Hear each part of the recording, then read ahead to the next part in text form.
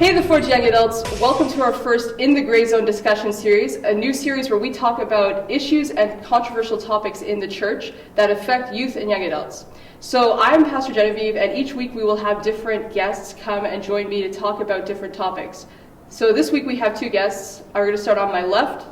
Hi, I'm Damian Duwale. I'm one of the young adults leader.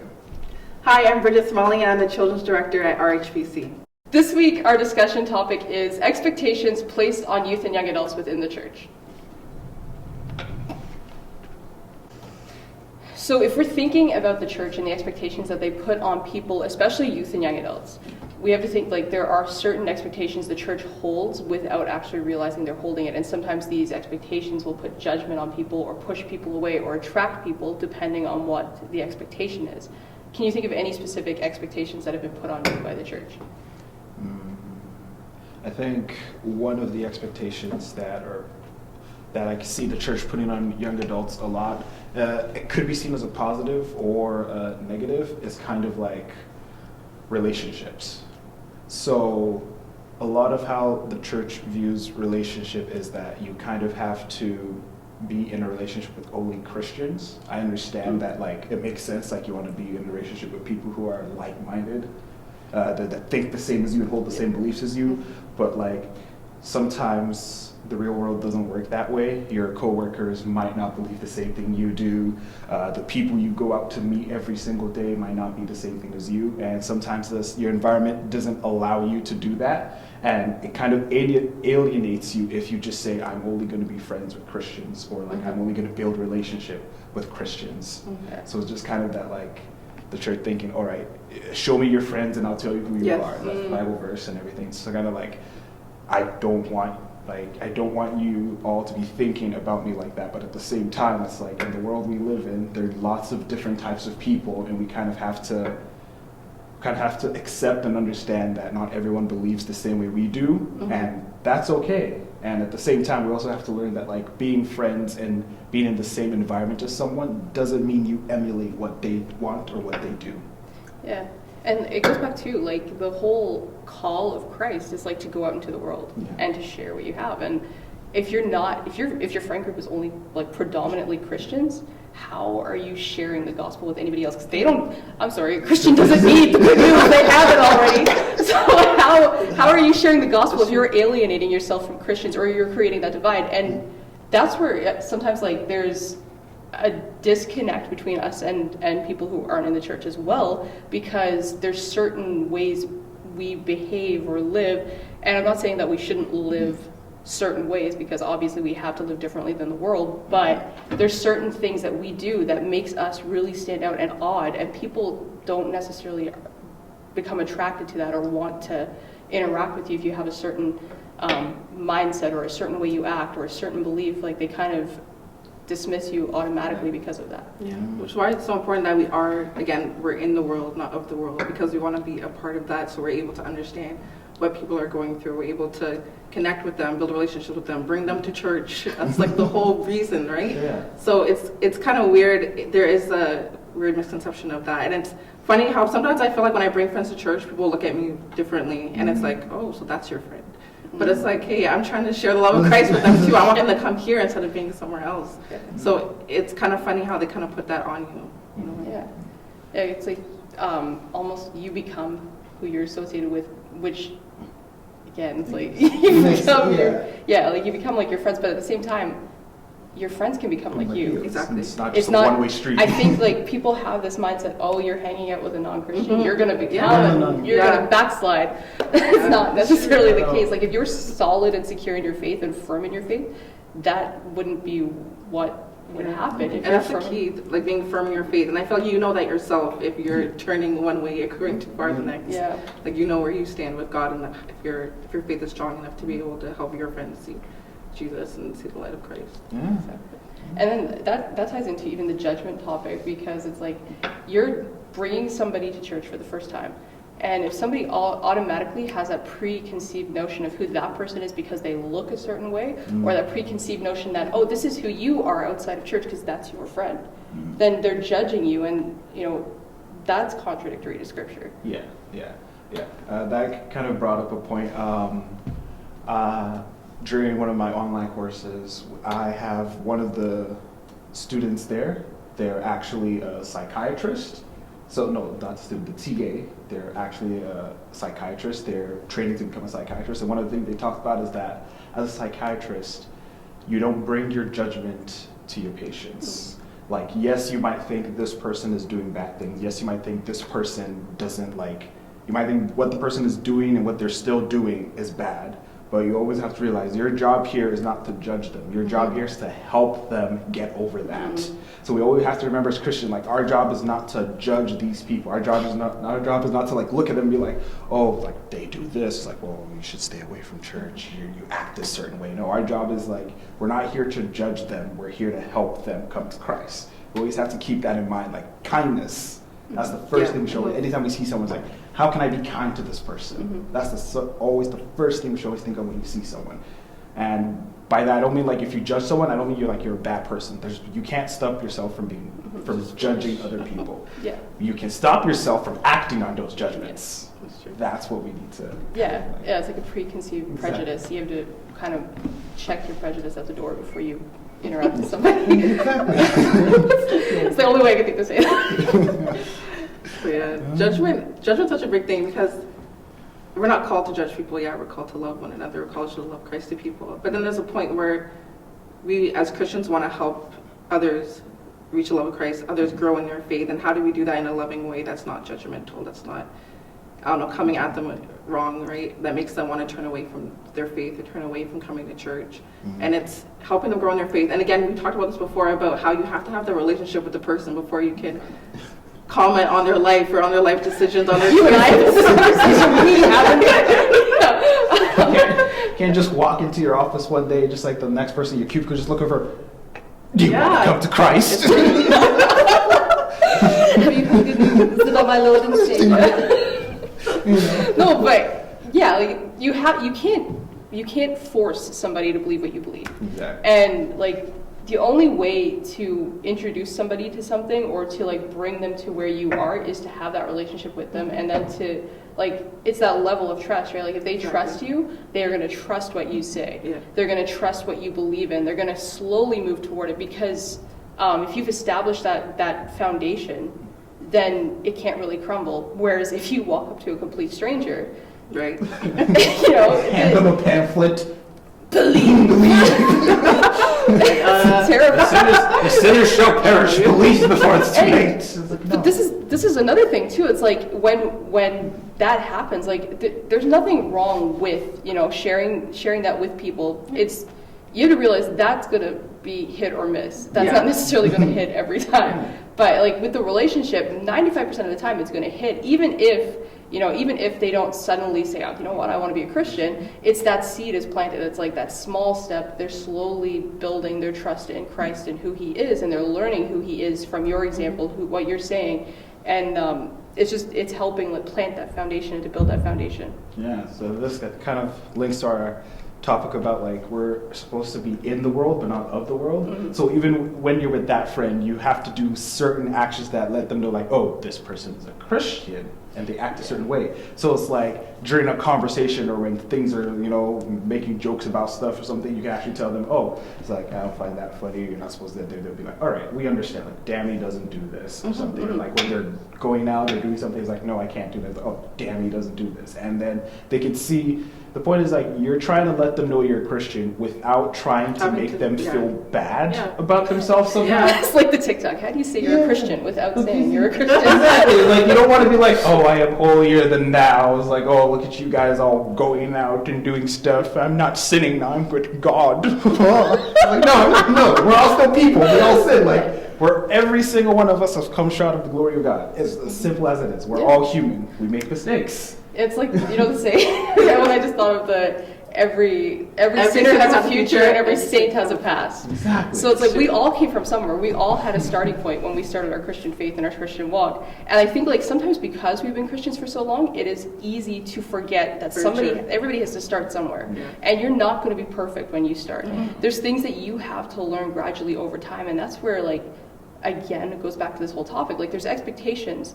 put on people. The minute you walk through a church door, there's an expectation put on you. Yeah. Whether you're a Christian or not, The congregation, people in the church, they automatically put an expectation on you. You're in church, you're a Christian, Yeah. you're wrong They don't because of realize this, it. or you're right Yeah. because of this. It doesn't matter that this is my first time walking into a church. I've never heard Yeah. who Jesus is So before. My true. friend invited me. Yeah. It's you walk through the door and there's this belief, oh, you should be acting a certain way, you should dress a certain way, you should look a certain way, you Yeah. should talk a certain Yeah. way. The dress point is a very big thing. I've noticed that a little bit sometimes. Where like, Oh yeah. I think one of the biggest things was like it took my parents a very, very long time before they allowed us wear jeans to church. Oh yeah. Same. That was Yeah. a big thing. It's like you cannot wear jeans to church. That's Sure. disrespectful. And I'm thinking like if I bring my friends to come to church, and I'm Yeah. thinking them, oh, come to church, like just stay a Sunday with me. They're not gonna come in church with their 3-piece suit and everything, or like a pants dress and like a button up. They got the suit and tie and everything. No, they're probably gonna come to dress in their casuals, Exactly. jeans, Dress, and like come as you are. exactly. And when you come into the church and people are like looking at your jeans and like looking up at that, you'll be like, You maybe feel I a should. certain way. It's like Try they being a seem- pastor wearing jeans. They see like they seem pretty judgmental, and I'm just wearing jeans. Like what else? Like if someone comes to church and thinking, all right, Yeah, exactly. I want to see what they're about and everything, and like the first thing they judge you about is like not about your life or not about like the sins you've committed, is your jeans. You're like, okay, if they're judging me on my jeans already, like, if they look at my life, what are they judging my sin? You're just saying, he's like, well, I'm getting out of here. No, this is no. Exactly. And It that's the scares thing. people. Yeah, away. it's the simplest things like that too that drive people Just away from the jeans. faith so easily. It's like Yeah. that feeling of judgment. Like, wow, I did this wrong. Like, you're wearing Why am I- jeans to church, and they're like, well, I guess I'm not a Christian. Then bye. So it's like. Christianity is not in my jeans. Sorry. So Pastor jokes. But Yeah.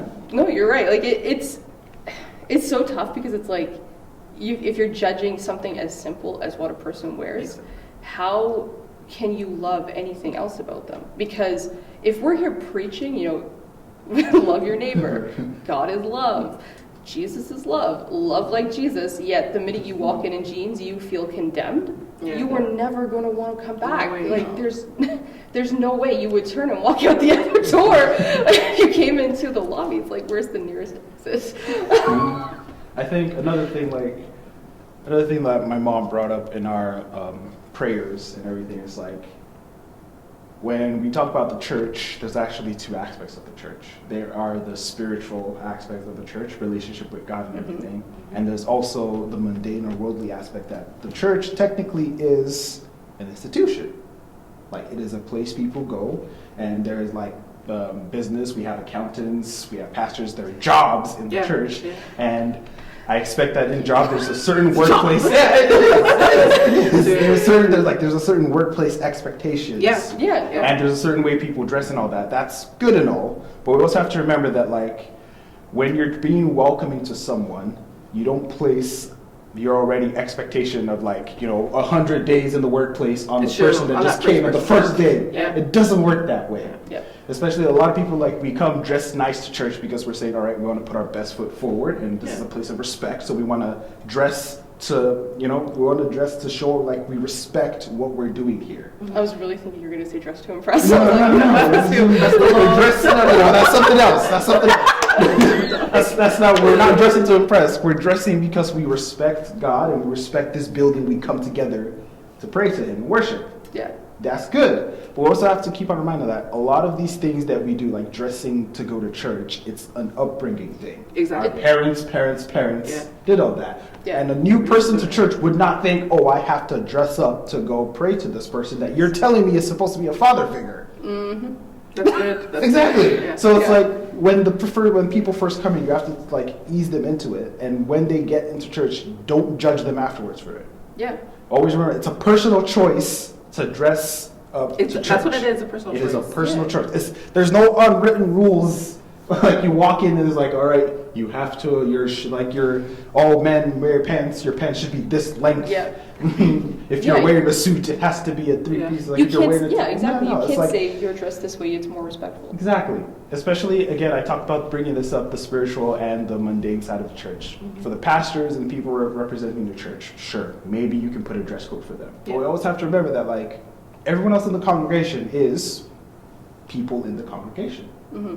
They're not coming here as a job. They're not coming here to like represent something. They're coming here to get closer to church, and because there are other Christians who want to get closer to God with them, they feel safe. This is a safe place. This is what a church should always be. It should always be a safe place. Yeah. And then again, we have to remember that we all come from different walks of faith, and we all come from different places. You don't know what someone's best. Someone's best might be jeans and flip flops and some ripped up jeans. Like, you don't know, right? So it's like, why are we judging them? Like, that's what they bring as their best. And that's what they bring as their best. Yeah, no, and it's like, it's not in the, like, when in the Bible did Jesus say, I can't hang out with this person because they dress this way? Yeah. Jesus was with who everybody looked down upon. Yeah.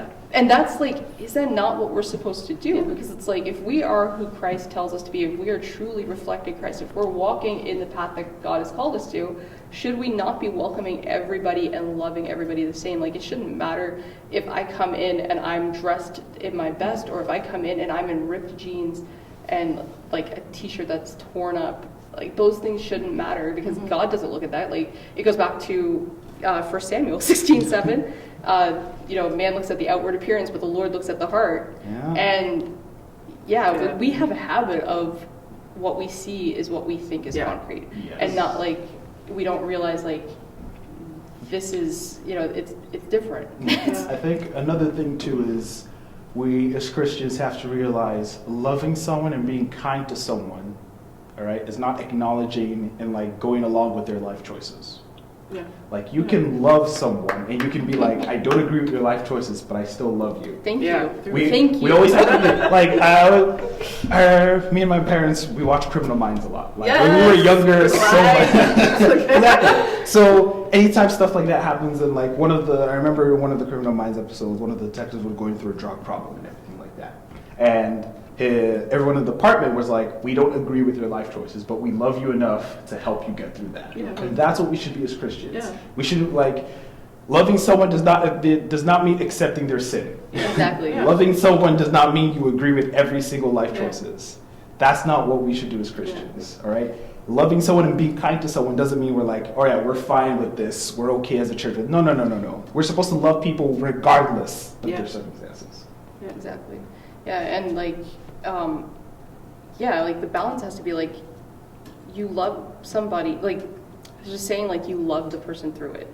And it's kind of the same thing. It's like, if you are genuinely loving somebody, you are an example to them. You're teaching them through that love and like how you treat them, how you interact with them.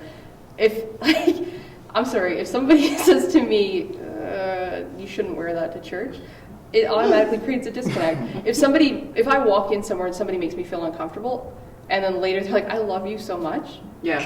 No. Do you? I don't think you do. So it's hard to trust the word of somebody who's made you feel ashamed of yourself. It's hard to trust the word of somebody who's made you feel unloved. It's hard to trust the word of somebody who's made you feel like you're an outcast. And that's where, like, because Christ calls us all to him, we need to be loving and bringing people to him. Yeah. If that makes sense. Yeah.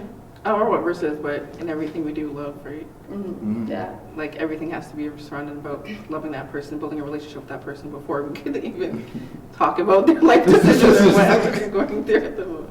Yeah, that's kind of like you and I were talking a couple of days ago about like how like it's okay for a person to do a certain thing, but like nobody else has room to speak into their life, only a person who loves them or a person who has a relationship with them and they have that established trust and community with. So it's like, for people who don't know somebody to come up and condemn somebody, do you realize the minute you do that, their back is turned on the church right away, because it's like their automatic association with Christianity is what you've said.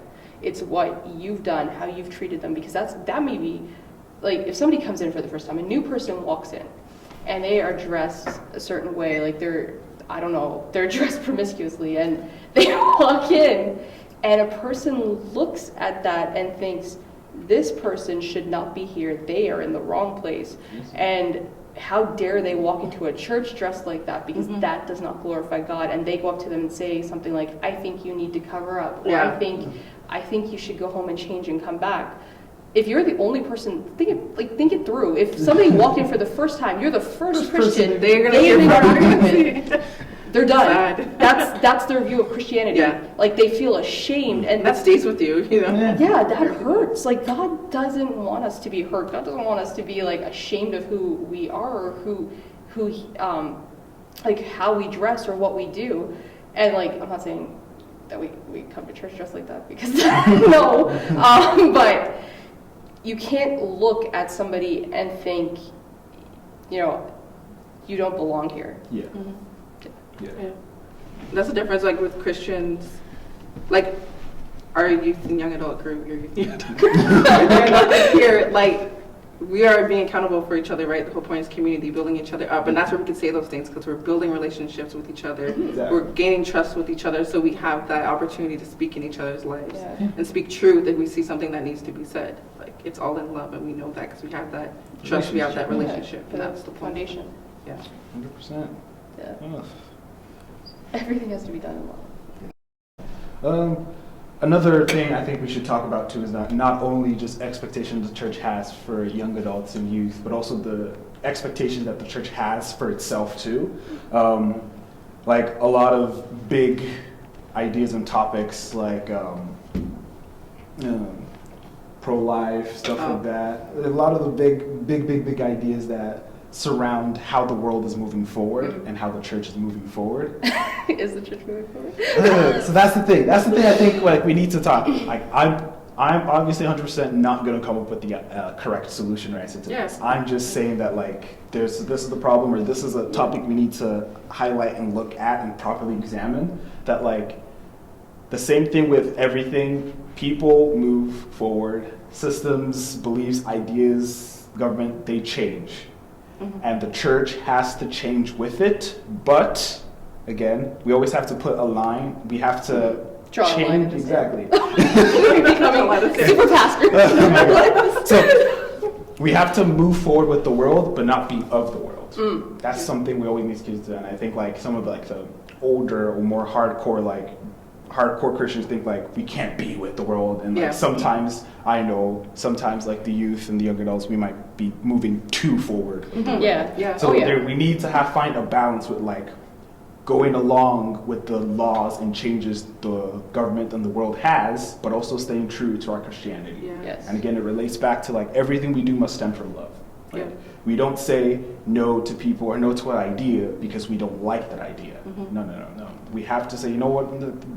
Like Jesus said when there was taxes, it was like, give to Caesar what is Caesar's. We still have to follow the rules of the land. And that is something that Jesus himself said, that yes. But at the same time, we also remember we are Christians, we have core values, and we have to filter everything through those core values. Yes. Yeah. And a lot of different churches and a lot of different denominations have different like core values. And what we need to truly hold with ourselves, like another thing a lot of people need to realize is like what the church stands for is not always what you should stand for. Like I understand we come together as a group to unite and, you know, to be stronger in our faith and everything, but we also have to realize it's our faith. It's a relationship with us and God, not us and the church. The church is there to help us with our relationship with us and God. So, well, I think one of the first things I'm not giving you all like the perfect answer or solution to all of this. I'm just saying something from my heart. It's like the first thing we always realize is it has to follow with God. Yeah. Yeah. That's The good. first thing, love God, love yourself, and love your neighbor as yourself. Those are three things you should always put in the center when you're making any decision or any choices about anything.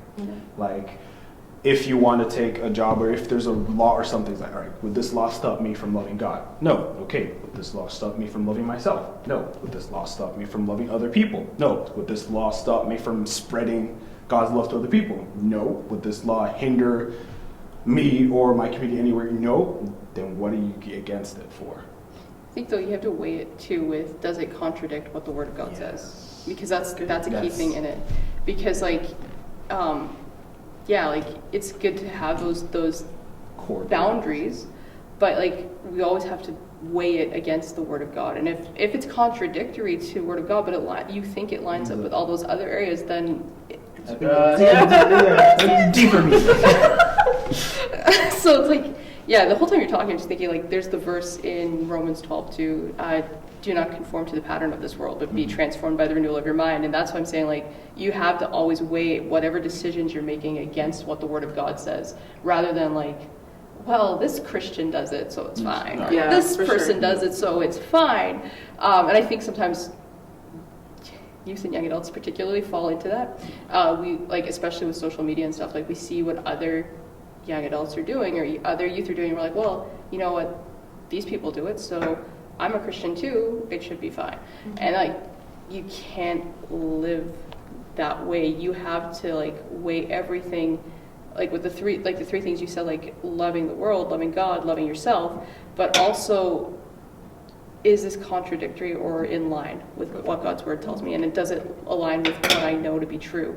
And that's where like, I mean, that is the responsibility of the church, is to help us find those things, but sometimes the church fails in that. Yeah. Sure. Which is why it's so good that we have that relationship with Christ, that we know the Bible is there to direct our path, be a light for us, so that we know where to go. And it doesn't matter, like you were talking about how the world's moving forward and the church, you know, we don't understand it. But,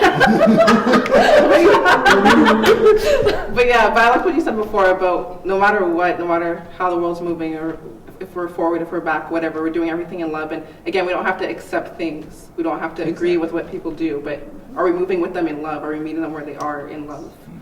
Yeah. It's major.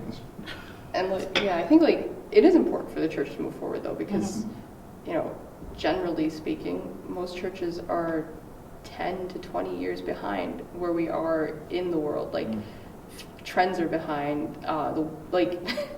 It's always like it's like when you go out and like there's always that late friend at the church and you're like, hey guys, I'm here. Like, oh wait, you guys are down the road. Like the church tries to catch up a lot with certain things that are happening. Like it's good to an extent because it's like, yes, the church is trying to be more relevant and trying to understand where the world is, where our culture is. But at the same time, like I think churches need to start moving forward faster. And I don't know how you start do leading. it, but yeah, like They need to start leading. yeah. And I think another thing to be a leader is you have to show by example. Like a leader is not someone who like stays at the back and commands people. It's like, oh, you do this, you don't do that. Exactly. Oh, You are that's bad right for there. doing this. No. A leader is someone who's like, all right, you need to do that better, and let me show you how you can do that. Or it's like, oh, you're not sure how to do that? Let me try. Let me see if I can think of a better way. That's the thing. Exactly. The church should always be thinking, how can we make this better? Is there a better way to do Yeah. this? That's what the church needs to be doing. And again, it leads back again to our call to reach others and show others the love of Christ. Because again, if we're not moving forward, then how are we able to reach those who are already gone? And like you think about like what you were saying about like you have to lead by example. Think about Jesus. Jesus was with the people he led. He was in community with the people he led. He was basically in the trenches. He was in the streets, like healing people. He was in the streets with poor people. He was in the streets with people who were outcasts. And like if we're not leading in that way, we're failing. Yeah. Because how are we different than a dictator if we're not gonna willing to step down and be at the same level as somebody else? Because you have to think about like, did Christ have to step down to our level? Like he is greater than us. He is elevated above us. He is God. Like he had no reason to live, and no reason to live like us mere mortals. But he chose to live like us, to come and be in community with us, to walk with us out of love for us. And that's where that's the responsibility of the church, is to walk alongside people, to love them. It doesn't mean did Christ not condemn people? Of course he condemned people. He flipped tables because he didn't agree with something. He wasn't quiet about the things he disagreed with, but he wasn't forcing people to follow him. There's always a choice. That's what I love about it. It's always a choice. Yeah. You have to choose to follow Christ. Yeah. You know. And he says, no matter what, like I'm loving you, right? And that's what we need to be there for people. I'm still loving you no matter what you choose to do. Sometimes it's easy to ride the fence and say it's easy I was saying the other day, like, you try to straddle two horses. Yeah. And it's, you can't do that. Like, you have to kind of make up your mind, like, which way you want to go. You can't please every side. You can't. And, like, Christ knew that. We need to realize that. And I think there's a danger because Christians, sometimes we want to please everybody. We want to please government. We want to please Yeah, people. that's so We true. want to please the church. Yeah. We want to please, we want to please, like, our leaders. We want to please, like, certain people or certain groups. And so there's so many expectations. We're going back again to this. It's true, 'cause There's it's so so many big. expectations Yeah. put on people Yeah. that it's like, it's impossible for one person to live up to everything that you're told to be. Yeah, Like, there's no way to do it. really. It's true. Someone's gonna build off that. I just really forgot what it was. Did you say you feel like something was going to go? No, I was gonna say something after that, but Go. I forgot what it was. That's what I was saying. I was like, Gotta click the cancel action button. Abort. It's like when you play Sims and like tell them to go like watch something, it's like just click cancel action, they just walk into a room and just stand there like.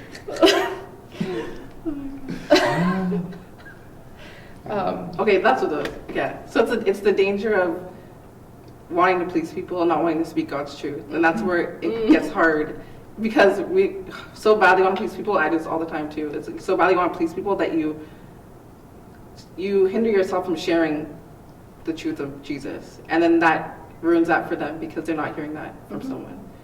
So it's like, even if it's hard to say, and yeah, maybe hard for someone else to hear it, but it's speaking that in love, it's still, we have to share the truth of Jesus. We can't keep that to ourselves just to please other people and please groups. Yeah. I think one thing we all need to remember as followers of Christ, we can't be shy. Yeah, you have to speak up. You have to Boldness. speak up. Yeah. Like, You have to have like boldness. we have to have like a spirit of boldness, and we have to have. I mean, with that comes wisdom. Like, you can't, For sure. you can't do stupid things and expect good results. But like You should learn from those stupid things and stop doing them. you should humble yourself and learn too. But Humble yourself. yeah, there's definitely people who need to humble a little bit more. But it's really like we have to have that boldness of Christ. Like, Christ wasn't quiet about what Exactly. needed Yeah. speaking up. Yeah. And I think churches, a lot of times, we shy away. And like, it goes back again to like the church has to lead rather than follow. Yeah. And sometimes like the church, when there's a hot topic issue in the world, the church backs off. That's it. We don't want That's to. it. We don't want to confront it because we don't want to fall on either side or upset this group or upset that group, or like we don't want to face the controversy if we say this or if we take a stand on this. And that's dangerous too, because like, how are we differentiating ourselves? Are we different than the world then? Because we're not actually claiming or stating what we believe. And like, God is all about justice for right and wrong. Yeah. And yeah, like if we're not lining up with the Word of God and falling on a side, then we're failing. And again, we talked about this a while before, but when we're shying away from it, it's those people that are speaking up, the ones that are saying like the craziest things, and that's the perception that that people have of Christians, because we're not speaking up for it. You're not. Yeah. Yeah, that's the thing. That's the problem. There. That's all you see on the news is those people saying those things, and that's what they're showing I think how us. to say it in a nice way. Oh, like, no. there's those there's extremes, right? Yeah. So there's like, Yeah. there are the people who come in way too hot, and there are the people who are really like, they're totally cold. They're like, I don't see what's happening Yeah. over here. This is like, oh Jesus, you prayed to me. I'm gonna pray. It's like, oh, there's something going on there. But I think Jesus is talking to me. He's like, I'm just gonna ignore it. Yeah, you ignore the issue rather than like face it. Right. And it's so dangerous because like I think there's certain topics where people look and Yeah. automatically make an assumption about the church because the church has remained silent on this topic, or when you have like the extremists, then the people are like, well, this is what every church believes on this topic because the rest of the churches have fallen silent and not taken a stand or said anything. And that's why like it's so important, like as Christians we have to it goes back to like we have to choose what we stand for, and we have to make sure it aligns with the Word of God. And there is a balance again, Yes, because like there is a there are balance. things that can align with the Word of God, but you can go in way too hard on it, and Yeah. you can drive people away and automatically create like ruffle feathers and make people put their back up and not want to hear it. Yeah, I think This is just my observation, just me. I think a lot of the church is founded in balanced contradictions. How do I say that? It's like the same way how like Jesus was like the meek will inherit the earth. At the same time, it was like saying be bold. So I think what we should, as Christians, we should realize that yes, there's a tendency for us to be overzealous. Yes, there's a tendency for us to be underzealous. We need to find that balance in the middle. And I think this goes to my like the contradictive nature of the church sometimes. It's like, how do you balance the love you feel for a person versus the sins or what of their lives and everything like that. Right. So I think we need to find a balance in the belief of being loving and kind to people, yet bold and strong when we get to issues that we need to stand for.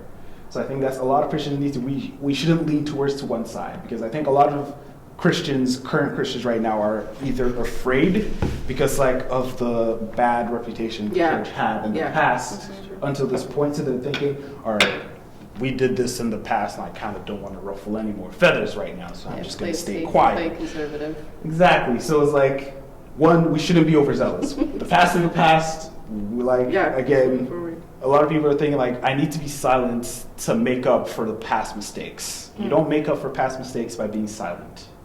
That's what we all need to go forward. When we go forward, being out and just like, yes, I'm Christian. Yes, the history of Christianity, there's a lot of wrongs we've done. But right now, I'm standing here to try to fix those wrongs. I'm standing here to try to be kind when they weren't. I'm standing here in this topic because I believe in this, and I'm doing this of kindness. I'm not going to say, oh, your life sucks, everything you do is wrong. No. Yeah, exactly. We can't just go up and be like that anymore. No. We have to be kind. I think that's the first thing we always have to keep in our minds, like when we're confronting groups. Like she said earlier, do everything in love. Exactly. You have to do everything in love. There are going to be people who hate you for that. Yep. Yeah. You have to understand that. There are going to be times where you might come to opposition with the government. It will happen. There are going to be times. There are going to be times where you might come into opposition with other Christians. It's going to be humans are confusing. We don't get like exactly. I might say, look at that cat over there. In my head, I'm thinking there's a cat over there. Someone else might interpret that differently. It's like, they might think of like fat cat, You understand what I'm saying? Like a lot of people bring their own personal experiences into the Bible, into what we do as Christians, and we're all trying. That's what you always need to realize. We don't, as human beings, we don't have the perfect all-to guide to live the perfect life and be the perfect Christian. We're humans. We're flawed. We're trying our best, and that's what you always need to remember and always need to own up. If it comes to light that what you were believing in, what you were standing for was wrong, or you were opposing someone or pushing someone down, you need to own up to that too. Like, I made a mistake. I'm sorry for that. I'll try to do better next time. And you go forward. Don't be afraid to realize that you have done something wrong, because none of us are above. All right? We're not perfect. The church is not perfect, and we should not expect it to be perfect, but we should expect it to always be better.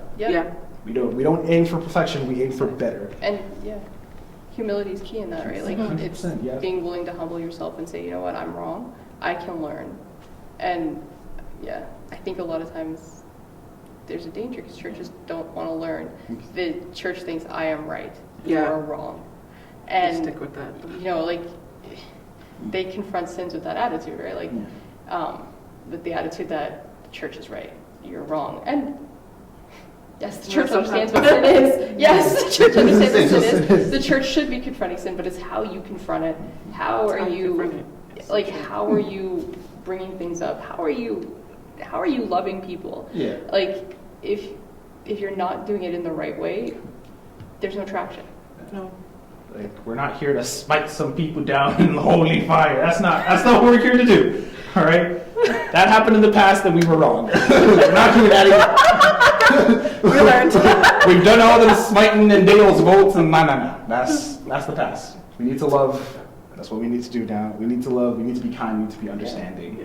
And I think that's what that relationship we need. We need a relationship to the other. We need a relationship to the outside world. We need a relationship so that we can help balance each other. Because if we stay too enclosed in our like holier than thou Christianity, we tend to alienate ourselves from the people That's a who whole are other topic, supposed yeah. to go out. And we're coming full circle back. Exactly.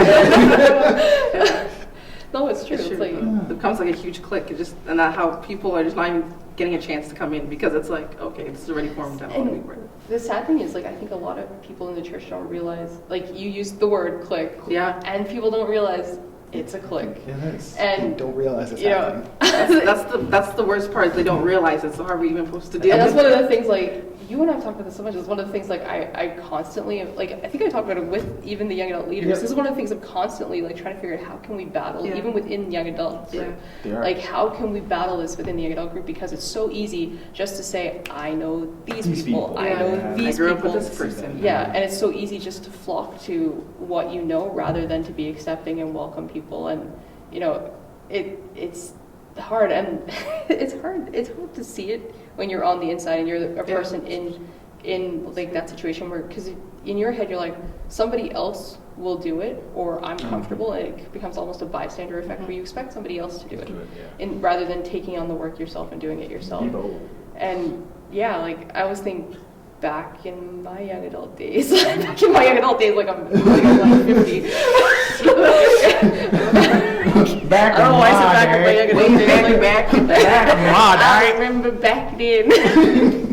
when I was like a young adult in a different church, like before I was a pastor, my young adults pastor always told us, like, whenever you see somebody new, they should never leave without having told their story to at least 3 people. And by their story, he meant not just what's your name, where do you go to school, where do you work, what's your favorite color? Actually get to know the person. Like, when you meet somebody, have a deep conversation. Don't be afraid to have a deep conversation with somebody. Like, I'm like, is that not how we became friends? Like, Yeah. like, how did we talk first time we interacted? It wasn't like, hey. Yeah, no, it was a deep conversation. So Yeah. other people wouldn't talk about it. And it's those conversations that draw you Yeah. back to church, that draw you to wanting to know who God is. So what is it? So it's Yeah. like, And maybe it's just like my personality, because I'm like, I don't have time for small talk. I don't have the patience for it, which is terrible because I'm a pastor. But I'm like, I don't want to talk to people about the weather. No, but I really breaking out of like. that, yeah. I really think there's like, it's a comfort level for some people. You only stay in that's the level of your relationship, is that surface. Like it doesn't. There's no substance to it. It's like every time like. It's funny when, like, I hear people say, I have friends in the church. I'm like, oh, do you? Like, who do you interact with outside of a Sunday morning in the lobby where you say, Hello. hey, How's how the are family? you? How are you doing? How's your And it's not the, hi, Oh. hi, how are you? Good, good. How's Yeah. the family? Like, how's the family? Oh, they're fine. They're good. Like, all right, Yeah, good stay down. Yeah, that's it. Like, there has to be more substance to it than that. And that's the same thing when we build those relationships with people outside of the church. It can't just be surface level. And sometimes Christians want to only have a surface level relationship with people outside the church. And that's dangerous, because it's like, if you're only interacting with people in the church, you're failing in your call as a Christian. Yeah. True. You need to reach out. Yeah. It's like a societal thing too. The whole point of like cliques and everything. Like you think about how you go about life and what groups you're in when you're in school or wherever you are. You automatically form in that, and then that happens here because if people are coming from different areas, you automatically form into something Yeah, and don't humans are notice weird. it. Humanity is weird. That's really weird. It's like, here's a Humans are human weird. I like. I will stick with you. Groups of humans, I accept you. Other groups of humans, Like, yeah, and they're like, yeah, we're not coming against like having relationships, because that's important too, and you need that. But yeah, it's just making sure that you're not so focused on yourself and in the relationships you have that you're missing the opportunity to witness and love I That's others. it, missing them. we also need to keep in mind to remember that, like, just because a majority of the Christians we interact with were born into Christianity doesn't mean that's how all Christians should be. Like, just because, like, I know for a fact that a lot of the Christians or the people I interact with were either born into Christianity or it was their parents that, like, converted to Christianity and they were like, oh, Yeah. I guess I'm going to become a Christian too, because, like, I still live in my mom's house. She makes the food, she does the cars, and she's going to church. I gotta go to Yeah. church on Oh. Sunday to get that. I'm good. Exactly. like, well, we also have to remember that like Christianity didn't start as like, oh, you're born into, oh, this person was born in, this person is a Christian. Yeah. I was like, no, it started as. And I've had that conversation with people here in church. Like, I've asked, how did you become a Christian? Oh, I was born into the church. I was like, You know what? That's not how you became a Christian. When did you make the decision They were born, to like, follow it Christ? was like, when do you make the decision? I don't know, the doctor, I was born, the doctor looked at me, was like, yeah, it looks like a Christian. And it's like, oh, I'm a Christian now. It's like, it's not one day you wake up one morning, like, you know, as a kid, you like wake up one morning and the sun is like, I'm going to church. Guess I'm a Christian then.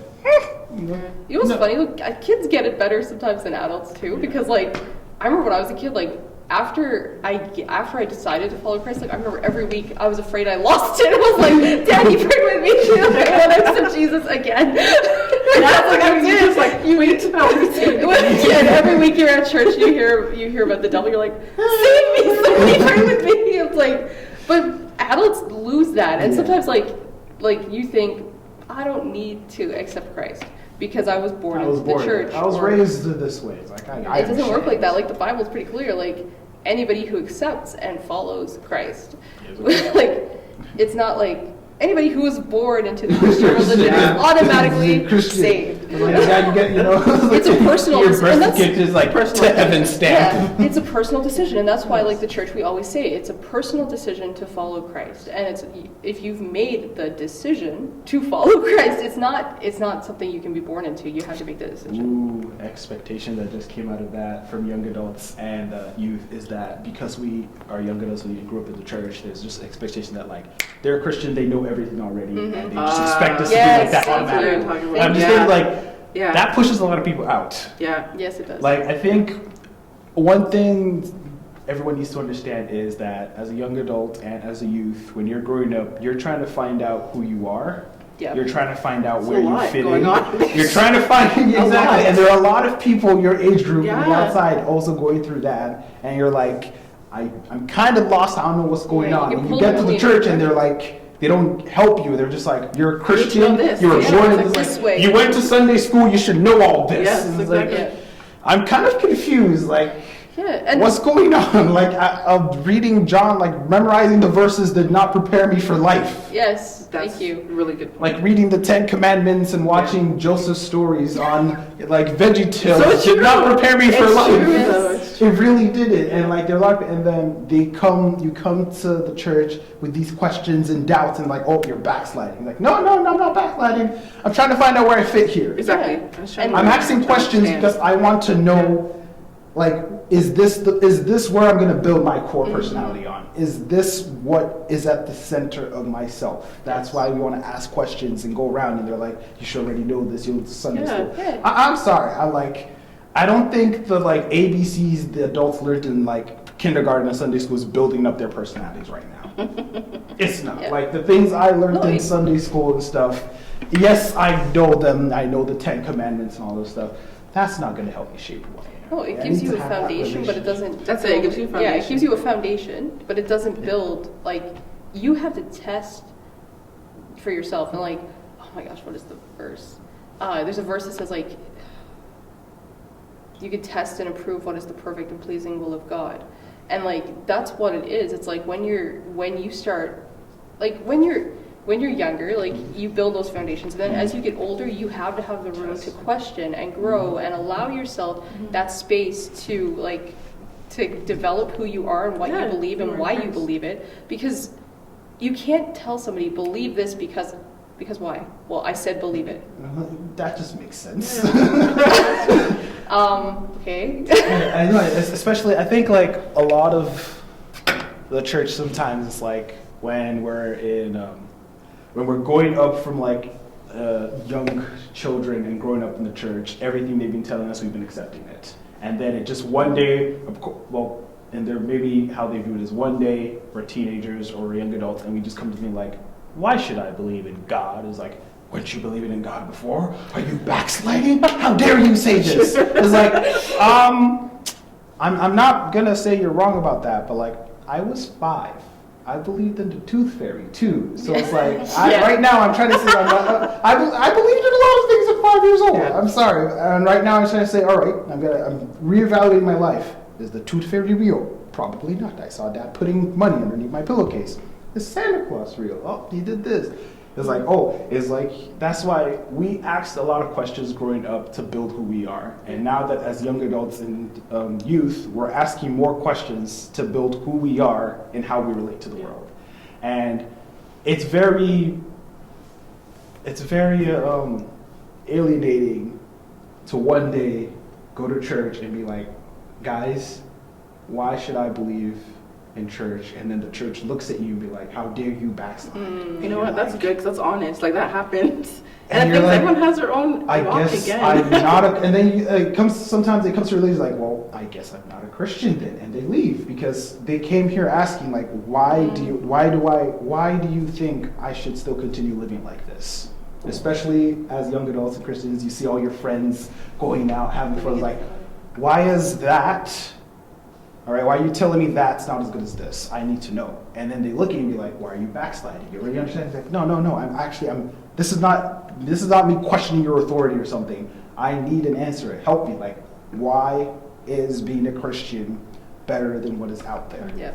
Tell Again, me, it's please. understanding we all have different journeys. Like, Exactly. yeah, for a 5-year-old, again, like I know you said to Jesus at what, 3? 3. Yeah. For some people, that's your journey. You know God at 3. You experience that. So when you're growing up, I don't know, you know more about that. For some people, yeah, tooth fairy, and I don't know anything. And Yeah. I'm growing up just to figure this stuff out. Like everyone's different, no matter, even if you could all grow up in the same church and go through the same teaching, whatever experience, we're all gonna have something different, and it's gonna happen differently.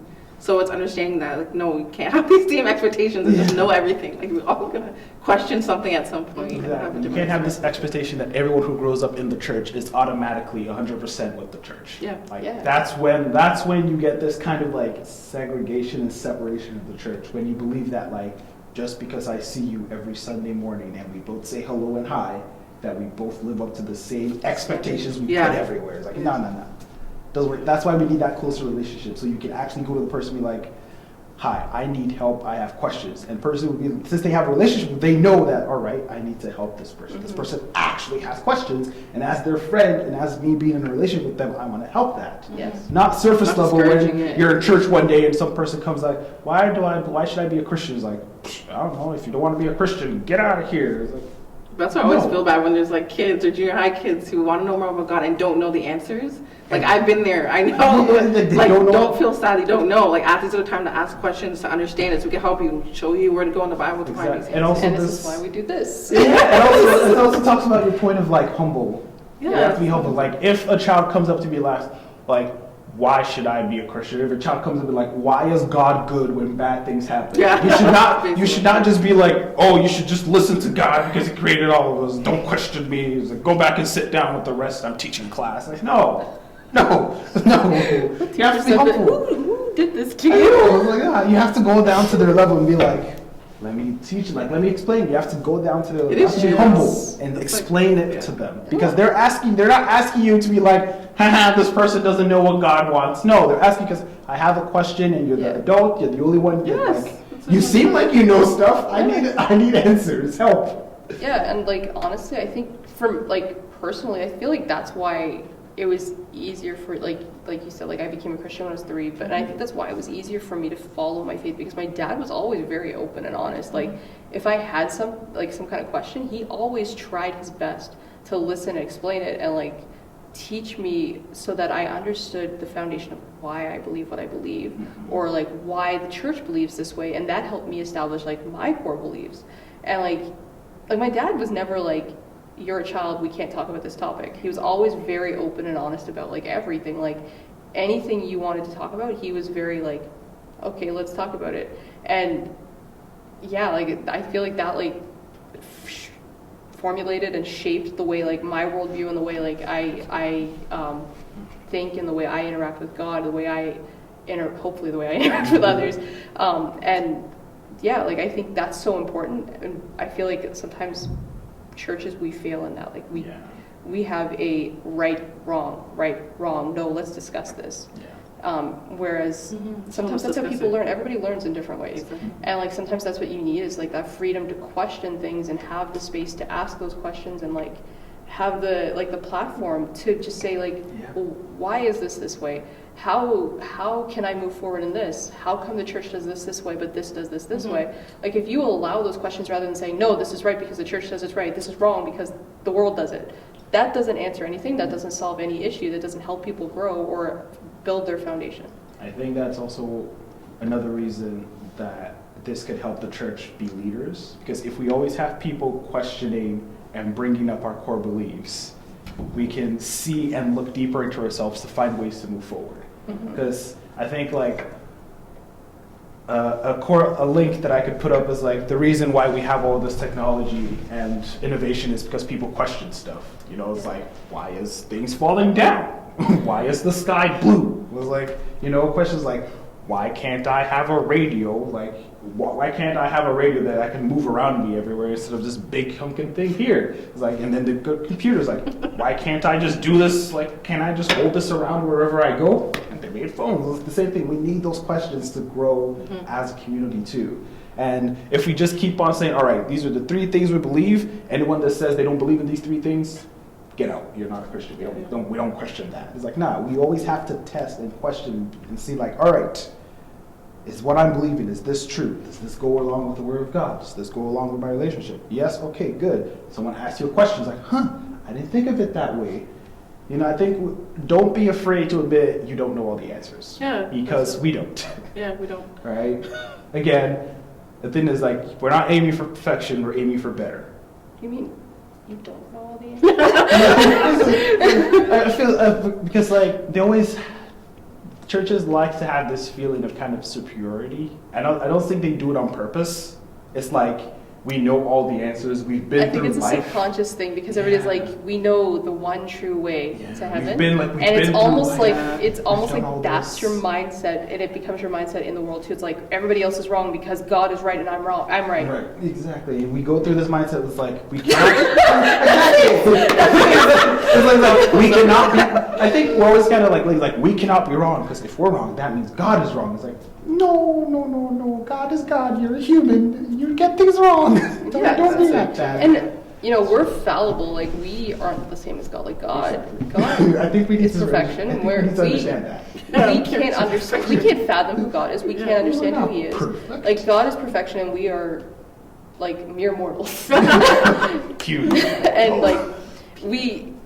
we fail, we make mistakes, we don't understand everything, and I think a lot of times like we try to think we do, or we think this view is right because this is the Christian view, or this is what the church taught me, and that's not fair to say that, because it's like you have to realize like God has imparted wisdom for us to use, and like not everybody uses it correctly. Exactly. It's like, you know, think of it as like a lost in translation. Like, God, this ultimate being who created everything, is telling me something about the word. And I'm like, I think he said we should not kill sheeps. Yeah, I think that's right. And it's like, that's the best way I can understand do not kill people or something like that. Yeah. Again, we always have to remember that a lot of the things that we experience, a lot of the things that we come to form is through our lenses, and we are imperfect. Our personal experience. Yeah. Exactly. We should always remember that, like, it is okay to be wrong and ask questions. It is okay if you cannot find the answer for it today, but just don't abandon it and be like, I can't see this problem. No. That's the thing too, like as That's teachers, as whatever leaders, it's okay to say in front of your students or in front of people like, I don't know the answer, but I'll find out. I'll find out. Humility. It's like, come back next They're class. understanding, like, or like, yeah, come back there's next week something and I'll there. try my best. I'll research this. I'll find out. Like, come back next week and find me again and I'll answer your question. I don't know it right now. Exactly. And that's why it's so important we're creating those spaces for questions to happen. Because if we're not, then that's going to be up there, and the world's going to teach them like about what's if you're afraid, if you go ask someone in church a question, they might look and be like, "Oh, you're not Christian enough, eh?" It's like, hey, you're not Christian enough. No. We need to have this relationship that, like, if I go up to someone and ask them for help, they would not judge me for it. Yeah. And that's the thing as Christians, I feel like it's hard. Like there's, again, a misconception that if I go up to another Christian, they're going to judge me for that. like one of my friends always told me it's so much easier talking to someone like outside of outside of church than in Exactly. church because Yeah. they feel that judgment right off the bat before they even get there. It's like, oh, I've already failed as a Christian. It's like, Yeah. no. Part It's of like, being a why is Christian that so failing, hard? We should be guys. the easiest to talk Yes. to. Part of being a Christian is failing, guys. Like, it's not as if like I'm Christian. I have reached perfect humanity. No, it doesn't work that way. Oh my gosh. It's not something like, you know, you get baptized and everything, you come out of the water and like there's a light from the sky. It's like, I have reached peak humanity. It's like, no. The accents that are coming out. No. I think we need to realize that, and we need to accept that we're not perfect. We should be able to find help in the church, and everyone else in the church is not perfect. They should help Exactly. come find help in us too. Yeah. So we're here for each other. That's why we're here Exactly. to fellowship, to build community, so we're able to help each other. Like, what's the point of What's the that community? verse again? As iron sharpens iron, so one friend sharpens another. Proverbs 27:17. Oh man, no, it's so like important for like one of the things like we keep coming back to in the discussion is like we keep saying over and over building community, Yeah. loving people, like those are like the core of everything, right? Like everything has to be done in relationship and in love and in the image of Christ. And like as Christians, we have to make sure that we're aligning with that and falling into line with that and just, living up to that example. Yeah. And I think this might be the end of our discussion. Yes. Just a quick point for everyone out there, in case we always got to remember that you're not perfect. Mhm. No one is perfect, and do not expect to be perfect. That's the one thing we also need to keep in mind. Yeah. Do not expect to be perfect. Do not expect to be right in every single Yeah. thing, but always expect the people around you to be better and you yourself to be better. Yeah. So like perfection is unattainable. Perfection is not what we're looking for. Being Christians, we're looking to be better. That's Be more the like exact same Christ. thing. Yeah. Do everything in love. Less like me, more like him. Yeah, Yeah. pretty much. It's Yes. That's the motto. Less like me, yeah, more less like him. Yeah. Like, we're never gonna reach. The peak perfection of humanity and stuff. Yeah. But what we're trying to do is to get better, and that's the same outlook we also have to have as a church. Like some people look at the church and be like, the church is unfallible because they represent God. It's like, no, the church represents people coming together to get closer to God. Keep that in mind. We're not representing God. We're coming together as people to get closer to God. Yeah. Let's keep that separate. Yeah. So the church can be wrong and has been wrong and will probably be wrong again in the future. But always remember, we're not trying to be perfect. We're trying to be better. Yeah, and the church is just like everything else, right? Like government's been wrong, government Yeah. makes mistakes, church, same thing. Church Everything. makes Everything. Yeah. We're not trying to be perfect, just better. All right, so like, follow, and subscribe.